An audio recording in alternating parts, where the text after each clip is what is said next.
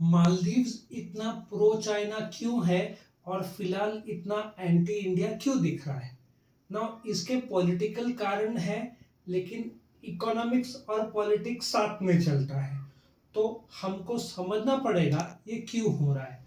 सबसे पहले तो मालदीवियन प्रेसिडेंट जो मोहम्मद मुइज़ू है, वो अभी चाइना की 5 दिन की यात्रा में गए थे।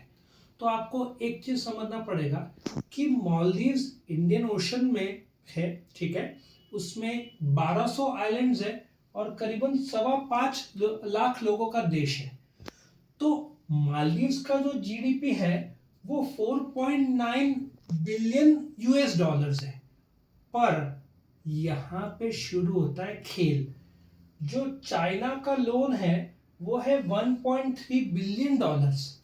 अब जब जो प्रेसिडेंट है मालदीव्स के, वो जब चाइना गए थे तो चाइना ने एग्री कर लिया लोन को रीस्ट्रक्चर करने का, मतलब रेट ऑफ इंटरेस्ट कम या वक्त बढ़ाना। एक और सबसे इंपॉर्टेंट चीज होता है लोन और ग्रांट में फर्क समझना। चाइना ने कुछ उनको ग्रांट भी दिया है, मतलब कि हम आपको पैसा देते हैं एज अ गिफ्ट, आप लौटाओ मत, ठीक है। तो मालदीव्स को कुछ ग्रांट भी मिला है, लेकिन वो रकम उन्होंने पब्लिक किया नहीं है।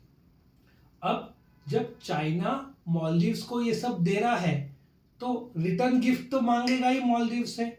अब मालदीव्स में इंडिया का बहुत हद तक दबदबा है, ठीक है ना, जो इंडियन आर्मी के लोग हैं। अब जो एरिया है मालदीव्स साइड का, जो इंडियन ओशन का, वहां पे चाइना भी अपना दबदबा चाहता है, लेकिन है मेन दबदबा इंडिया का। तो अब चाइना जब ये ग्रांट दे रहा है, कर्जा को रीस्ट्रक्चर कर रहा है, रेट ऑफ इंटरेस्ट या टाइम फ्रेम बढ़ा रहा है, तो मालदीव्स ने क्या बोला, 15 मार्च के अंदर जितने भी इंडिया के आर्मी के लोग हैं वो वापस चले जाए, ठीक है, ताकि धीरे धीरे चाइना एंटर कर सके। आप देखो इसको टेक्निकल कारण डिप्लोमेसी डेप्थ ट्रैक बोलते हैं, डिप्लोमेसी डेप्थ ट्रैप। श्रीलंका के साथ क्या हुआ, इतना ज्यादा कर्जा दे दिया, अब श्रीलंका कर्जा लौटा नहीं पाया तो उसकी क्या हालत हुई देखो।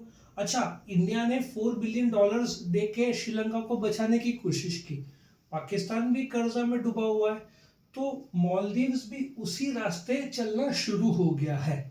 नाउ ये तो वक्त ही बताएगा मालदीव्स कहां तक जाता है, लेकिन कभी भी एडवांटेज, पॉलिटिकल एडवांटेज प्रेजेंट का भी देखा जाता है।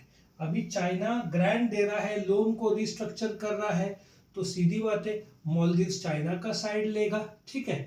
तो ये फिलहाल की स्थिति है कि जो मालदीवियन प्रेसिडेंट है मोहम्मद मुइज़ू, वो चाइना के साइड फिलहाल ज्यादा दिखते हैं, लेकिन ये परमानेंट नहीं होगा।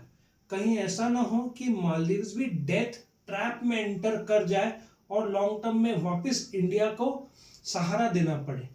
पर एक ऐसा स्थिति आता है जब डेथ ट्रैप इतना ज्यादा हो जाता है कि देश संभाल ही नहीं सकते। पाकिस्तान का एग्जाम्पल ले लो, उनका 350 रुपया 1 लीटर का पेट्रोल हो गया है, ठीक है। उनका फॉरेन एक्सचेंज डॉलर का 350। अभी आप उनको 1 बिलियन डॉलर्स 2 बिलियन डॉलर्स दे दो, उससे उनका बहुत मुश्किल है संभलना।